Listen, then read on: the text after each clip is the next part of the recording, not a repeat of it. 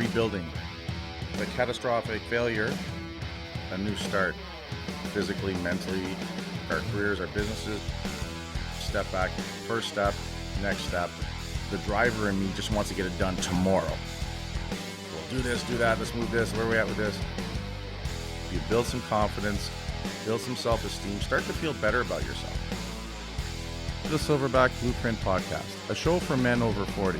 We focus on getting stronger, staying motivated, building discipline, creating a community, and becoming truly happy. Hey guys, and welcome back to episode 176 of the Silverback Blueprint Podcast, Me Time. This is kind of building off of what I just spoke of in episode 175, but really it's sort of the ongoing theme about self-improvement and just making the changes we need to make to create that life that we really want for ourselves, right? And it starts from within, but it starts with us spending time on us overall. You know, I'm about 3 weeks into a 6-week challenge with a group of people from the gym, and we meet up by like a webinar video conference every Sunday night. And then Monday nights we weigh in and we spend 20 minutes just talking about different things. So what I try to do is I make sure that I have good exposure to them to help motivate and help them stay on top, help them with their accountability. But what I like to do is every week give them a different challenge. And then I try to alter the challenges from a physical to a mental to whatever, and in areas that all make a difference, but I like to do it in layers so that they have a chance to work at it, get a little bit better at it before we throw something else on. I could tell them 10 things to start doing right away that would make a big difference. But the problem is it becomes overwhelming, hard to control, hard to be consistent. And consistency is the key. Building on one success, get that going, then build a second success, maintain that, get that going. It's like juggling. 1 ball, 2 balls, 3 balls, up to 10 balls. I don't know if I've ever seen anyone do 10 balls, but the thing is, though, if someone just threw 10 balls at you, you're not juggling any. You're going to drop them all. It's the same thing when we start to make these changes. So the one thing I started talking about in week 3 was me time. Now, I kind of back-ended it and sort of, came at it from a different angle. What I did was I asked everybody, what time did they get up in the morning? What time did they leave for work? And how long that timeline is? And what are they doing in that timeline? So I heard a lot of 5 a.m.s, 5:15s.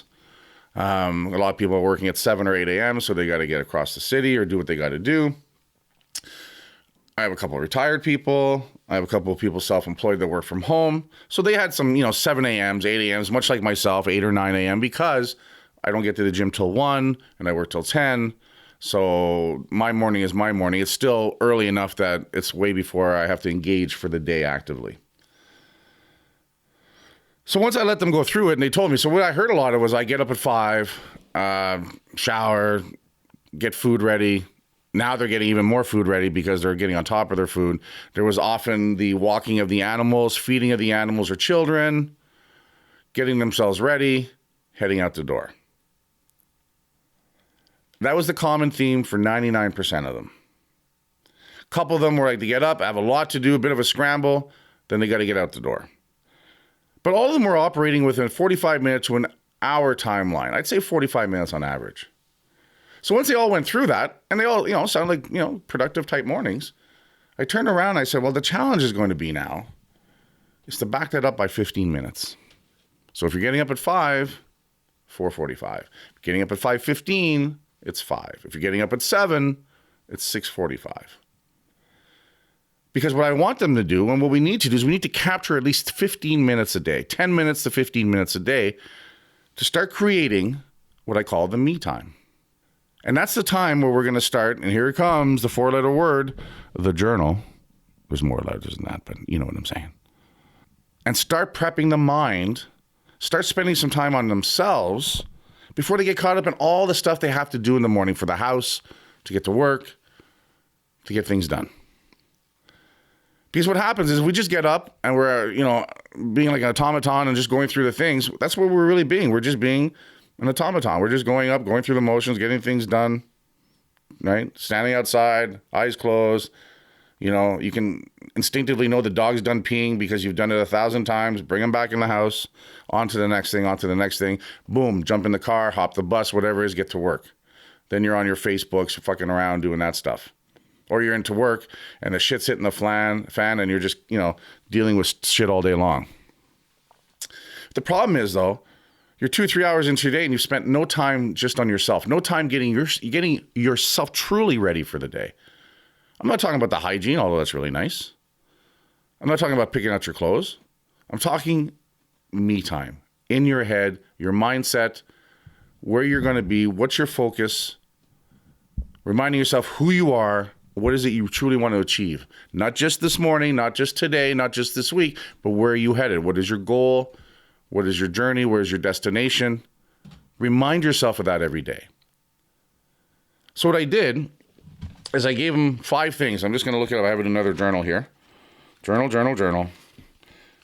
That I wanted them to start doing. To start working on themselves. So a couple concepts I started talking to them about getting up earlier, is a couple things to start to do first thing. The moment your eyes open, sit up right away. We've talked before about that, count to 5 and then take action. It's the same thing, especially in the morning. That's probably the most critical count to 5. Because if you don't count to 5, you're just going to turn over. You're going to hit the snooze button. And that does nothing to help you. That does nothing to help you rest more. It's been proven. All that does is put you behind for the day. Extends that grogginess. Because we wake up a little groggy. We're coming out of a sleep. Instinctively, we want to stay cuddled and warm, especially in the winter. So you count to 5 and then sit up. And then stand up. Head over to your sink, start the water, let it run. And then I want you to have a cup there and I want you to drink a good cold glass of water right away. First thing you get up in the morning, I guarantee you, you're dehydrated from the night before. We perspire when we sleep. We're doing all kinds of internal processes. We are dehydrated every morning when we get up. We're behind the 8 ball. Start by having a big glass of cold water. Then the next thing I want you to do is start some movement. A little bit of yoga, Cobra Child pose, a couple basics like that. I have a warm-up. Luke, remind me, we're going to put that in the show notes. I'm going to send you the link to YouTube. This is the warm-up I use for all my classes, for all my individuals, any workout. This is a great warm-up to do. It'll take you about 4 minutes. It's movement-based. Then I want you to get into some explosive activity, some jumping jacks, 30 seconds. 20 jacks. If you're super fit, 15 burpees. Just something to really get the heart rate up, boom, boom, boom. It doesn't count as your workout for the day. It's just to shake off the cobwebs and fire. Listen, most of you guys listening to this time of year, we're doing this February. It's March when this is coming out. If you're in Canada, it's cold. What do? We go out and we start the car and we let it run for a few minutes. That's what we're doing. We're starting our engines and we're trying to get it to run for a few minutes before we go and start about our day. So as soon as you're done that, at 20 to 30 seconds of jumping jacks, 20 to 30 seconds to a minute of burpees if you're fitter. Shake it off, and I want you to head to the shower. And I want you to do your normal shower stuff. I'm not going to tell you how to shower, but I want you to end your shower with at least 20 to 30 seconds of cold water, as cold as you can handle it. Eventually, I want you to build that up to a minute. But I want you to get that cold water running through over your body at the end of your shower. All kinds of science coming out showing what it does for the body. It fires up the nervous system. It fires up the adrenals, the endorphins. Our skin is our single biggest organ. So if we can wake that up,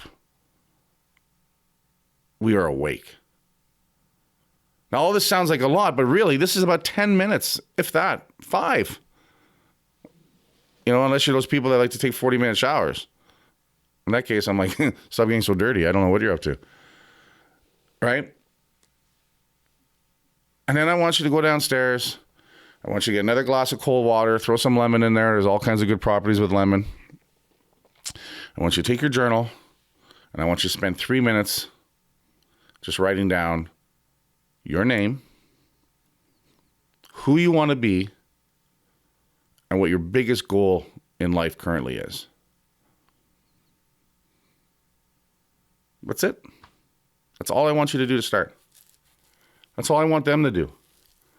My name is Kurt Haas. I want to be better today than I was yesterday.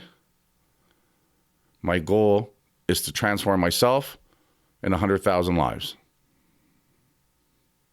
3 lines, guys. It's not even a prayer. There's some of you listening going, that sounds hokey. No, that's fine. It's a little weird at first, for sure. But when you start doing this 10 minutes every day, I guarantee you, every day you do this, it's a different day. It's a better day. All of a sudden, you're going to start to become aware of things because you took 10 minutes of me time. And if you do it consistently, it's going to start to become 20 minutes because you're going to get up a little bit earlier because you're going to start to really become passionate about this. You're going to see the days that you do this, what happens, the days that you don't do this, what happens, and you're not going to like the difference. Because we're starting the day by taking control of ourselves physically, and we're taking control of ourselves and priming our mindset for the day. It's not a big thing to do, but it's a big thing when done. I'm coming out with all the great stuff. Mental momentum. It's not a big thing to do, but a big thing when it's done. That's crazy. All these new t-shirt, hoodie designs. It's retarded. But guys, that's part of it. I'm fired up. I'm fired up because, I recorded the last episode today. I recorded this episode today, the same day. I'm feeling great because I'm doing these things. I'm not making it up. I'm not sitting there, hey, I want to come up with some shit that might sound good. I'm doing it. I'm walking the walk. Probably for the first time in my life, I can truly say I'm truly walking the walk I've always wanted to walk. And it's not success overnight. There's still lots of things I need to get done. I still have things to hustle. I still have to make things work. I still have the stresses. But I feel so much damn better about it, about me, and about what's going on. And it starts with this 10 minutes of me time. I'm going to I hear all kinds of excuses when it comes to this as well. But I'll tell you, start with this. Because you know what this leads to? All of a sudden it leads to you having the energy and the focus to want to start working out. And like I said earlier, start with small workouts, 30 minutes. 30 to 60 minutes. Carve that out of your schedule. Hit the gym on the way home. Hit the gym after the kids are in bed. But by doing this little thing in the morning and getting that going, you're going to set yourself up to want to and be able to take the next step, which is working out. If you're already working out and you start doing this stuff in the morning about yourself, you're going to see those things are going to change. Those things are going to improve. But guys, I'm talking about 10 minutes in the morning, 30 to 60 minutes later on in the day working out. Guys, I'm talking about an hour a day, an hour out of 23 hours. What is that? That is nothing. That is nothing. And I've heard all the bullshit. I don't have time. Bullshit, you do have the time. You haven't made the time. You are not sitting there in control of your time. You are not sitting there. You have not done a time audit. You haven't sat there and say, what time do I get up? What do I get to work? You haven't put it on paper and looked at it. Because you're forgetting about the TV. You're forgetting about the pub. You're forgetting about the hour, lunch with the boys or your colleagues at work where you have a beer or two and you have some shitty food. There's some workout time there. There's some me time there. 3 hours to go out and do groceries and shopping when you could do it in 45 minutes. Now there's services where you can send your order in and go pick it up. Don't tell me there's no time. There's no commitment to make time. There's a big difference. I hear excuses. People flat out say, I can't. Bullshit. It's not that you can't. You won't. I have no money. You have money. I guarantee you have money. Because there's 2 ways to solve the money thing. Look at your spending and stop the stupid spending that doesn't do anything for you.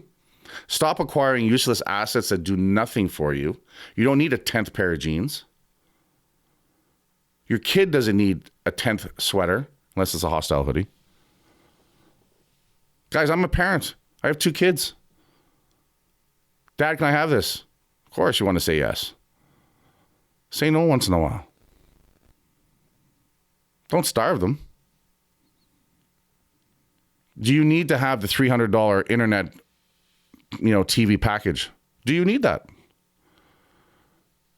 Do you need a new vehicle every 2 years? Do you need that? I know a lot of people, 2 vacations a year, but you know what? They're fucking miserable on those vacations. But in their head, oh, I need this. Problem is when they get there, they're no healthier, they're no physically better, they're no mentally better. They can't even really enjoy to the level of vacation that they truly want to. To me, it's absurd to spend $3,000 to go just lay on a beach and do nothing. But if that floats your boat, I have no problem with it. But why not get there and be healthier and fitter and be able to really enjoy that shit?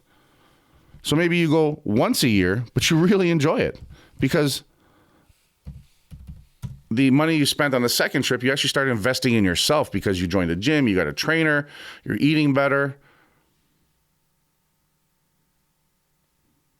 Don't have enough money? Get a part-time job. Do a side gig. Stop it. Stop coming up with the excuses. It doesn't cost any money to do 30 push-ups, 30 sit-ups, and 30 crunches at home every day. It doesn't. You want to save money? Start eating cleaner. You'll save a shit ton of money. Stop eating out. You will save thousands of dollars. It's not the money. It's the will.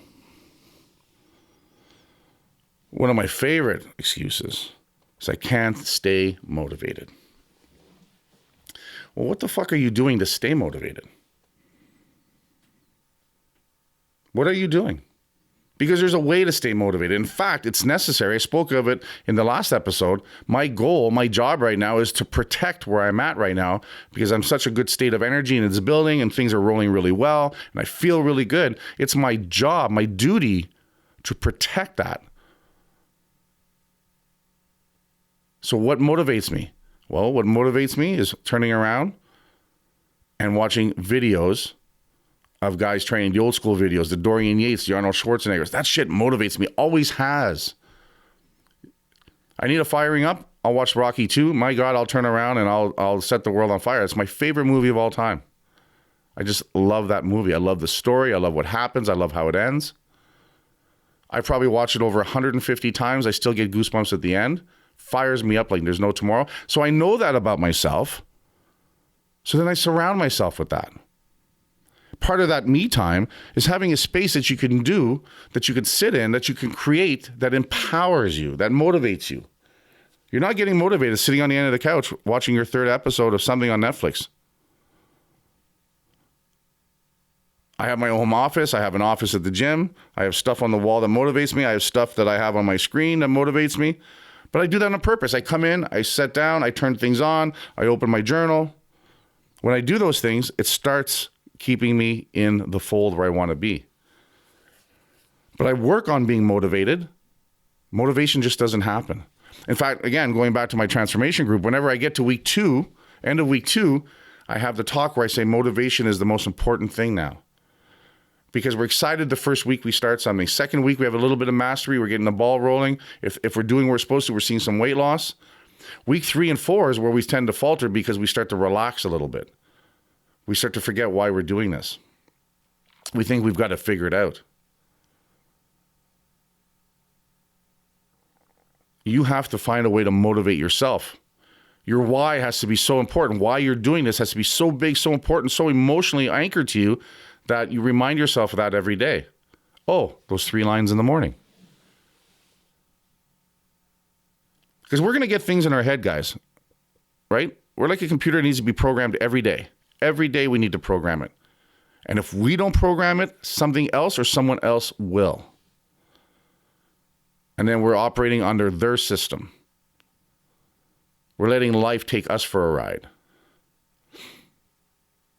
We have to decide. But that's on us. It's on you.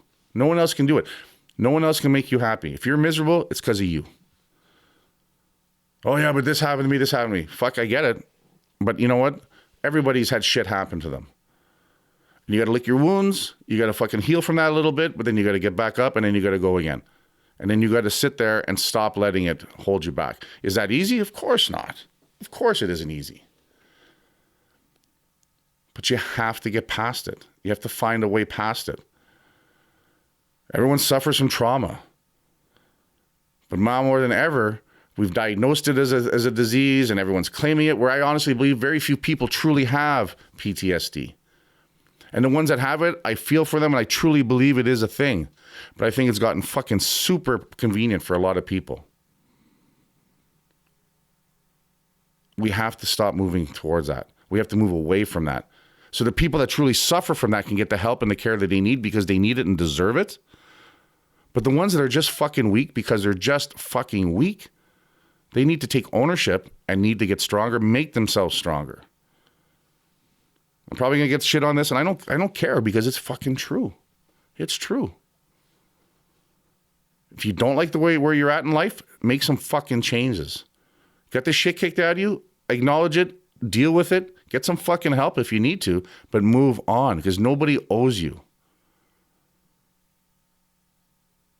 It's not easy. So what do we have to do? We have to put ourselves in a position of strength to be stronger than our issues. We need to become fitter physically. We need to become fitter mentally. We need to fuel our body with better food.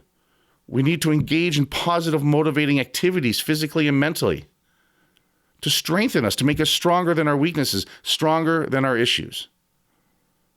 Nobody is going to do that for you. You can lead a horse to water. We can get you the knowledge. We can get you the plan, but you have to be the one to take the action. You have to work on you. Me time is the only way it's going to happen. I'm not talking about sitting there with a glass of wine and watching your favorite show. That's not me time. That's unplugging. And there's a time and a place for that. But that does nothing to make you better.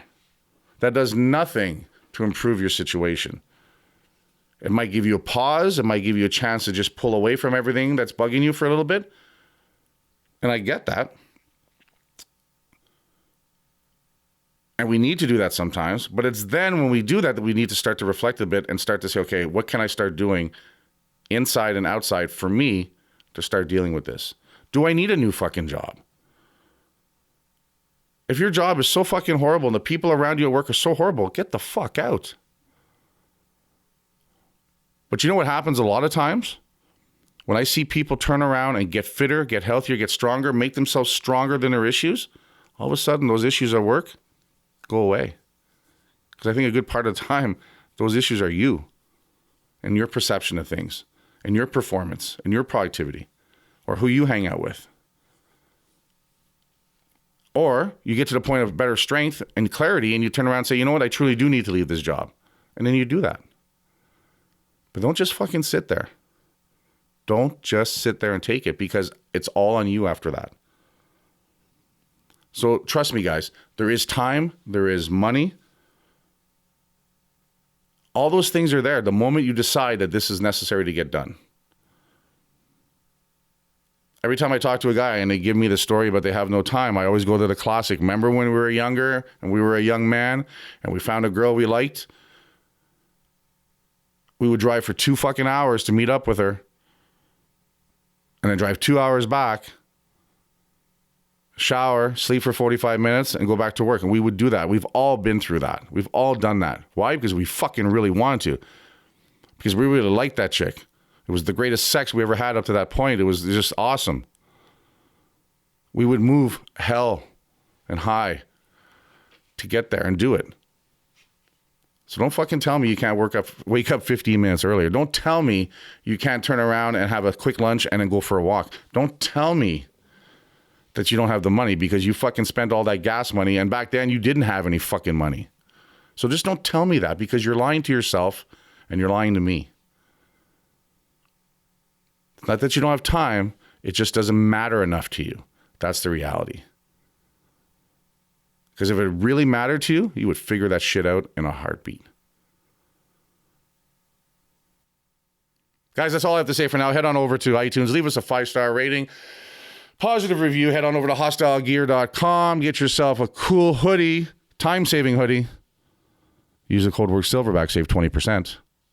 And as always, guys, work hard, motherfuckers. And I'll talk to you guys later.